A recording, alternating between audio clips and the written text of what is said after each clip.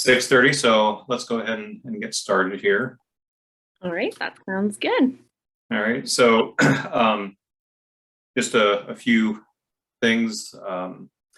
You have 25 minutes to present and a couple minutes to for questions and answer.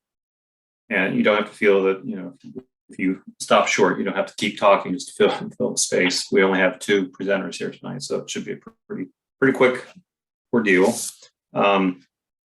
When when questions come into the chat window, make sure that you answer the question, speak it out loud, so it gets recorded. Although since we have such a small number, I don't see the problem of actually unmuting and asking the question verbally. That would be fine. Don't see any concerns with that. So that should be it. So tonight, our first presenter is Caitlin Goode. She'll be speaking to us on communicating climate change to communities, a GIS-based framework to support local decision making. So Caitlin, whenever you're ready, go ahead. All right, sounds good. So hello, welcome to my capstone proposal presentation on communicating climate change to communities, a GIS-based framework to support local decision making. I'm Caitlin Goode, and my capstone advisor for this is Brandy Robinson.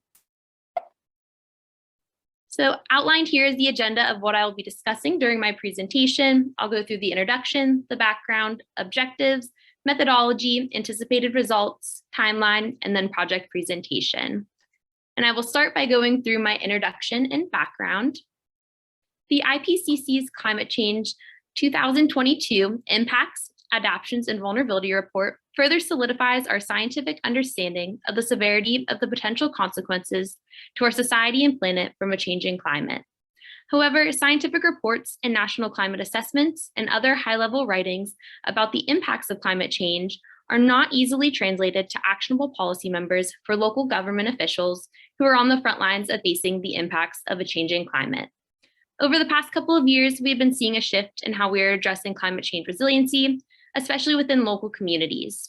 We're also seeing a difference in how we are communicating climate change to members of these communities. Climate change is not a new concept, and many people are starting to understand that climate change is happening, but many may not understand how climate change is impacting them locally. An important step to achieving climate resiliency is by first understanding how the community is impacted. However, many of the climate change resources out there don't dive deep into the impacts of climate change on a local level. Many of the resources are looking at either a state, national, or country level. While this may be helpful for some people, to local decision makers, this isn't very helpful. Without fully understanding the impacts of climate change on a local level, communities will have a harder time creating actionable climate solutions and reaching climate resiliency. So the big question is, how do we take this information, both of observations and modeled predictions, and make it more meaningful for local decision makers and members of the community? One way to make a meaningful impact for these communities is by supporting a local community-driven framework to address and create achievable climate solutions. Many communities in the country have already begun to understand the impacts of climate change and have started to develop a climate action plan to help their communities with the challenges and impacts of climate change. In Pennsylvania, the state's Department of Environmental Protection has created a statewide climate action plan to address local impacts of climate change. Within this plan, they highlight the importance of local communities creating their own action plan. So far, 53 cities, townships, boroughs, counties, and regional organizations in Pennsylvania have created their own plans through the LCAP program. And many other communities in the state will also be working on their own plans within the next year through this LCAP program. In addition, other communities have created climate action plans outside of the LCAP program. And after reviewing many of these plans, we found that these action plans already contain important and useful information that can help guide communities to climate resiliency. However, the question still remains, what is the best way to share these climate actions and impacts in a way that is understandable and impactful, especially for local decision makers? One great way we can help communities understand local impacts is by utilizing GIS. GIS is an extremely powerful and effective tool to not only communicate the data, but to help understand the data. GIS provides a wide variety of analytical tools to facilitate local decision making. And due to the geographic nature of climate change, maps are an important piece of visual representation of climate change. But many of the maps related to climate change can be confusing, or they may not even provide the information that local decision makers are looking for. A majority of climate change maps tend to focus on the United States as a whole, or focus on the global impacts, like seen in the maps above. Some climate change maps might even cover regional areas, like the Northeast, or some might cover individual states. However, there are a very limited number of climate change maps on a local scale. What we need are more localized maps that display climate change risks for smaller cities and communities. Therefore, one of the goals of this project is to develop a GIS tool that will display climate change risks, vulnerabilities, and even climate change action for local communities. But before we start creating climate change maps on a local scale, we first need to address the community itself. As I previously discussed, we know that the way we are communicating climate change is changing. We should no longer be leading and honing in on fear, as that tends to leave people feeling hopeless or scared, which may not necessarily lead to any action. Where we need to start focusing is on personal connections. One way to develop personal connections is through storytelling. Storytelling allows scientists to effectively communicate data using visualizations and narratives. However, to be able to tell stories, we need to first learn their stories. It is important for scientists to engage effectively with the community and learn the ins and outs of the community. Using user engagement tools can be one better way to understand and evaluate community members and local decision makers. User engagement tools can include conducting community meetings, conducting individual interviews with community members and stakeholders, and it can even include surveys. Once we finally evaluate our community and figure out their climate goals and values, then we can begin to evaluate the climate risks and impacts for our community. Therefore, for this capstone project, my objectives are to address climate change data and the perception of climate data from a local community aspect, investigate how climate change data is distributed, communicated, and displayed to the community using GIS tools and products, to conduct a risk and vulnerability assessment using ArcGIS to identify the most vulnerable communities in Allegheny County, and finally, to use ArcGIS Experience Builder to create a web app to communicate findings with local decision makers and local communities. Now for my methodology. For my project, I decided I wanted to study Allegheny County, Pennsylvania. Allegheny County is home to the well-known city of Pittsburgh and is home to a population of around 1.2 million, which makes the county the second most populous county in Pennsylvania. I picked Allegheny County for a few reasons. One, I've lived near and visited Allegheny County my whole life, so I'm very familiar with the area. Second, the county provides unique climate risks due to its heavy influence in the steel industry and its geography.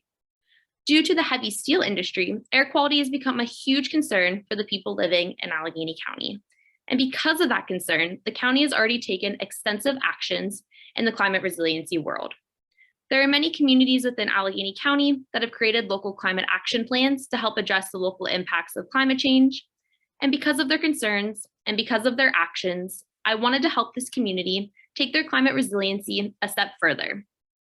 Before I get into my methodology any further, I do want to mention that for my climate analysis, I will be using the census tracts within Allegheny County, and that's seen on the map on this slide. So to begin any climate risk analysis, you first need to identify climate risk. And in the hazard mitigation world, we define climate risks as vulnerability plus climate hazard. Within vulnerability, we also look at the community's sensitivity, adaptive capacity, and exposure. So taking this equation into mind, for my analysis, I need to identify local climate action goals, which helps me identify part of their adaptive capacity. Identifying local climate action goals will help me identify which types of hazards are the most important to the community. Next, I will identify potential hazards and vulnerabilities, which helps to identify the climate hazard and the vulnerability part of the equation. Then I will identify risk area of concerns, which helps identify their exposure and their sensitivity. And then finally, I will identify sustainability efforts, which can also be a part of their adaptive capacity. Now I'm going to go into more detail about these four pieces of the equation that I need to identify. The first part of the equation that I want to identify is local climate action goals. To identify local climate action goals, I read through all of the local climate action plans for Allegheny County, and I found that almost all of them contain some sort of rendition of these 4 goals. The first goal is public health. The community agree that they want to reduce disease and air pollutants, they want to increase public safety, and they want to better the community through trees and green infrastructure. Next, they want to save money and promote jobs. This can be done through energy savings, increase in property values by creating green spaces, and by creating more clean industry jobs. The third goal is to enhance resource security. The community wants to preserve natural spaces, protect their waters, and reduce dependencies. Which reducing dependencies can mean increasing solar panel use to reduce dependency on energy created by coal.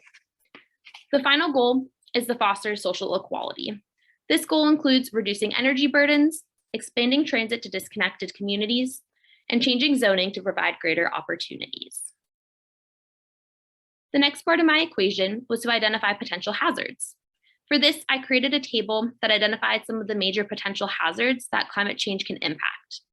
Then I went through each hazard and found the level of risk from low to high and the level of community concern from low to high.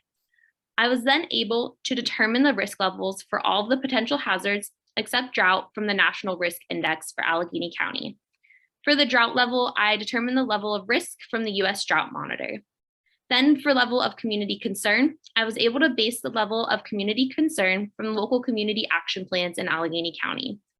For example, some of the most highlighted and concerning risks I found in the plans were related to air quality, flooding, heat waves, landslides, and water/stormwater. So since those risks were of the most concern in the community, they got labeled as high level of concern.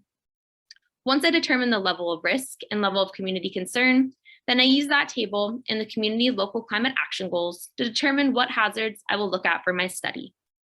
The areas of concerns for my study are air quality, flooding, landslides, heat health, social vulnerability, and land use. These area of concerns that I have listed will be the foundation for my risk and vulnerability assessment. One important piece that I wanted to continue in this study is to identify positive climate resiliency actions that were already being done within the community. It is important for community members and stakeholders to see how these climate actions can influence a community in a positive way. This also helps to show that communities are working on putting their goals into actionable efforts. For my sustainability assessment, I'm going to identify current sustainability and climate efforts being done in Allegheny County. Some of the efforts that I have found so far are walkability, green spaces/parks, urban tree canopy, and bike trails. I'm currently still looking to identify other sustainability efforts being done within the county as well. The goal of this assessment is to be able to overlay it with the risk/vulnerability assessment. This will help community members and stakeholders to see which communities are doing well in their climate resiliency efforts and which communities may need some more help. So here's the list of data that I've collected so far. Overall, most of the data I have been finding has been fairly usable. The only major issue I've been having with my data is air quality data. Air quality data tends to be very complex and kind of hard to map. So I've been searching different data sets and looking at various ways that I can analyze air quality risk to the community that may be a little different than what some people might think about relating with air quality. The next step in my methodology is to create my risk analysis. For each area of study that I mentioned a few slides back, I will be calculating the risk level on a scale from 1, low risk, to 5, high risk. Below is an example for land use that I already did. It shows water and industrial areas as being the highest risk for communities, and forest, grasslands, and agriculture being the lowest risk for communities. So then once I determine the level of risk for each variable within the hazard, I need to use the reclassify tool to reclassify the land use types. However, before I do that, I need to make sure that my layer is a raster. And once my layer is a raster, I then can reclassify the land types as shown in the table. Once the hazard has been reclassified, I then convert the raster back to a polygon. However, when you convert the raster to a polygon, you get an area with a ton of different polygons. So in order for me to be able to have an average of the risk level in the census tracts that I want, I need to use the summarize within tool. When I use the summarize within tool, I decided to summarize the polygons based on standard deviation. So now I'm given a summarized risk level for each census tract based on standard deviation. and I'll show you what that looks like in the following slides. But before I show you the maps, it's important to know that the higher the standard deviation, the higher the risk is, and the lower the standard deviation, the lower the risk is. Then, once I find the individual risk level for all of my areas of concern, I will use map algebra or raster calculator to add all of the variables together. Since I haven't completed the individual risks for each hazard yet, I'm not sure which tool will work best for me, and I'm also considering using a weighted variable with my risk levels, so that's why that step has yet to be solidified. So here are the two maps that I was talking about. To the left is the raster version of land cover by type, and then to the right is the land cover type based on the risk levels. And I'll just give you a few seconds here to look at these maps, and I'll come back to them after this next slide. So to the map on the right, it displays the land use risk based on standard deviation. So you can compare this map to the previous slide's map and see that this map is a summarized version of the previous one. This map was created using the Summarize Within tool that I previously discussed. And I do want to mention that I am able to verify these results in two ways. One, I'm able to compare how this map looks to this raster version of the map that we see in this slide. So remember that the darker the red, the higher the risk. So you can see the areas that correspond to the high risk areas. And the other way I'm able to verify these results is through my knowledge of Allegheny County in general. If you remember, I said that water and heavy industry is the highest risk level. So if you look at the areas of high risk, they tend to be along the river, which you can see here. These are the three rivers within Pittsburgh. And also too, these areas also have heavy industry, but in most cases, it's actually both. So a majority of major factories are actually along the riverbanks. So it makes sense that those areas are of higher concern. So as for my anticipated results, my plan is to have individualized maps of each risk variable, just like what is displayed here to the right. Then I will also have one combined map displaying the risk level from low to high for the census tracts in Allegheny County. In addition to these risk maps, I'm also going to have my sustainability assessment maps. Since I'm still working on deciding what I'm going to include in my sustainability assessment, I have yet to decide if that assessment will be one map or multiple maps. Finally, once I complete all of my maps and analysis, I'm going to develop a web app to display my analysis. The web app will be done through ArcGIS Experience Builder. This app will be broken into 6 sections and will include maps and a discussion for each section. The goal of this web app is to create an accessible, informative, and impactful site for stakeholders and community members to look at. The whole idea of utilizing a web app and maps is to take the climate actions and information and bring it down to a level where a majority of people will understand. By creating visualizations and eliminating a lot of repetitive text, decision makers will be able to quickly and easily understand the climate impacts within their community.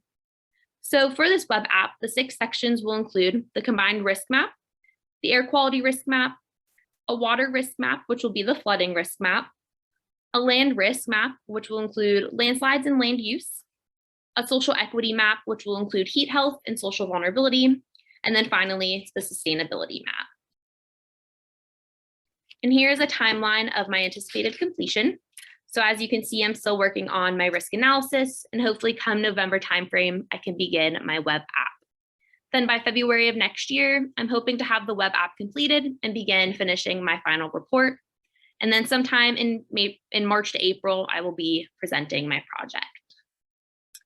So for my project presentation, my advisor, Brandy, mentioned that it would be more impactful to present my project locally in Allegheny County, since this whole project is related to helping the county in general.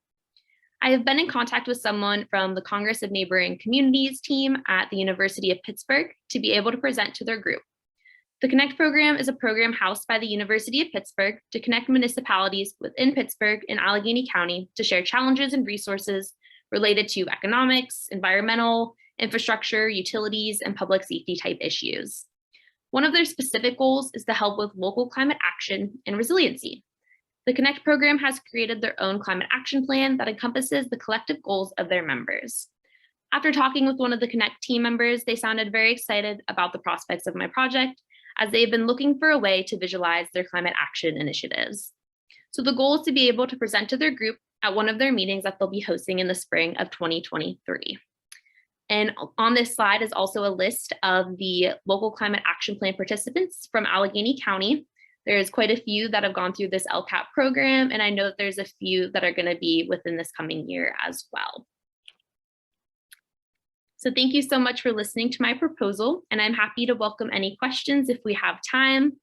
And if not, you can feel free to email me at kjg5466@psu.edu. All right, thanks, Caitlin. Great presentation. So if anyone has any questions, just go ahead and unmute, and you can. I'll ask a question first if anybody's thinking of one, or if anybody is typing. Great job, Caitlin. It seems like you have thought a lot through it, and yeah, just really impressive. As you were giving the presentation, and I'm also from Allegheny County, so I was thinking how nice it is that, I mean, those are a lot of terrible things. There was a result of climate change, but I was just thinking of other things that, you know, I don't want to say the luxury because that sounds terrible, but for other places that it's more obvious climate change, you know, like sea level rise, for example, it's just so much more drastic. I was thinking that if, let's say your web app takes off and somebody else sees it and wants to adapt it and share it with somebody, you know, in their local area, if you could envision it being adapted for, you know, things that impact their particular, you know, where they're living. It maybe sea level rise would be something that could, you know, if they were on the coast or something like that. Just kind of curious. Yeah, I definitely think it could be. And my goal is to use like local, like publicly facing data so that it's accessible to people to be able to read, like do something like this in their community. And that was like one of the things I talked about with actually the Connect team member was like, is there a way for them to be able to like, you know, kind of do what I'm doing and make it maybe in a way that they might want it to be. So that's kind of going into it after that conversation with them. I'm definitely going to make it something that can easily be, you know, manipulated for other communities as well. Yeah, I think it's great that the local angle makes a lot more sense. It would be easier to convince people. Looks like Jake has a question. Yeah, I see Kara has one too. So she said, will your study look at the effect of climate change on mine drainage remediation in Pittsburgh? That's actually a good question. I was kind of looking into that a little bit, but it's not really of like main concern in the community. So I think it's more like I wanted to focus on the main concerns in the community, but if some of the municipalities, maybe if that's one of their concerns, then that's something that they could focus on if they wanted to like adopt this GIS web app to their thing. So that's a good point to keep in mind. Definitely. And Jake asked, were there any comparisons made between the Allegheny County LCAP and those of other counties, such as to identify plans that Allegheny County might be missing? That's a good question too. So I looked a little bit into like Montgomery County over in Philly, and I was looking at some other LCAPs within like the Harrisburg area too. And then so most of them seem to be very similar, but their focuses are very like local of kind of what they want to do. And so the idea is just to make it more local of what the communities want, because that's how you can make more of those connections, is by reaching those local perspectives. But it's also still good to look and just kind of identify what's maybe like as a state level, what other counties in the state are looking at too. So that is a good question. Any other questions? Yeah, Caitlin, can you just go back to your very first slide? Yes, I can.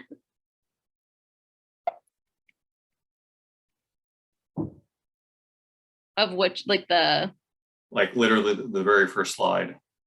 This one? No, the very first. Oh, this one? Keep going. Oh, this one is the first. This one's the first This one. one, yeah, literally the very first. So one thing that I had some, I guess, confusion with was you've used a lot of climate words. So you did like climate data and climate risk, and it seems to me that my confusion is coming from kind of the multiple uses of those phrases and not fully understanding what it is that you're trying to show, because by the time you got to the end, mean, it makes sense to me that what you're really showing is the risk that these different hazards are posing to the community. So it's not really data that you're showing. It's the result of your analysis that you're showing. And I didn't quite understand that until later in your talk. So I wonder if there could be a way to maybe reframe up front what you're trying to achieve at the end. Yeah, like the reframe as like the data type of focus, you mean? Well, I guess that's where I'm a little confused, because you're not really, if you're not really showing data per se. I mean, that's not what you're showing. You're manipulating data to come up with a risk or an index. So it's the result of your analysis is what you're really trying to show, not the data per se, because you're manipulating the data.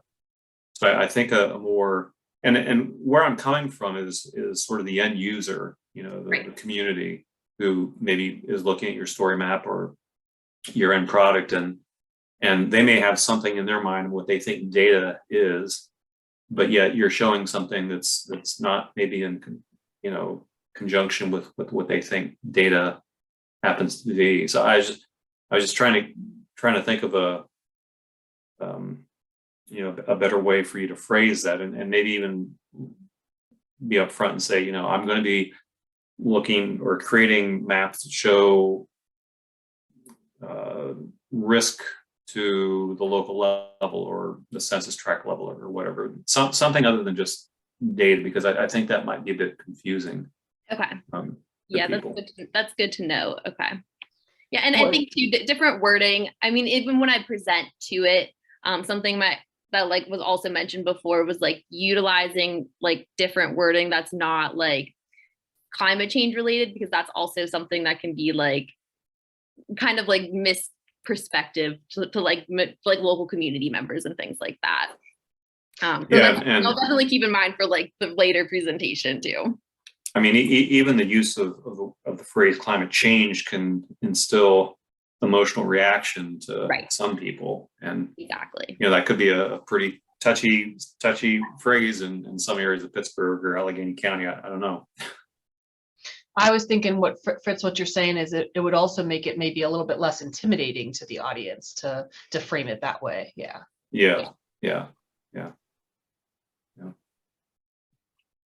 I think we can definitely tweak that. And then I just wanted to follow up real quickly on Jake's question. So Jake, a lot of these climate action plans all of them that Caitlin's talking about here that were produced were done so as part of a cohort led by DEP and using a very specific template for the climate action plan language itself from ICLEI, Local Governments for Sustainability, the same nonprofit that offers the calculation software for doing the inventory itself. So there's a ton of similarity and frankly kind of overly general language in a lot of these plans, depending on how much the local governments involved and the university students they were partnered with to do them chose to customize them. So there's not a ton of variation between them. But that's not to say that they aren't all missing some important things. For work I did separately, just anecdotally, in case you're interested, we combed through them to see how many of them looked at issues related to environmental justice and climate justice. And that was something that wasn't really present enough in them as a set.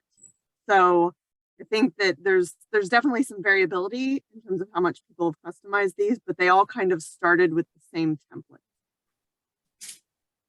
All right, thank you very much. I appreciate it.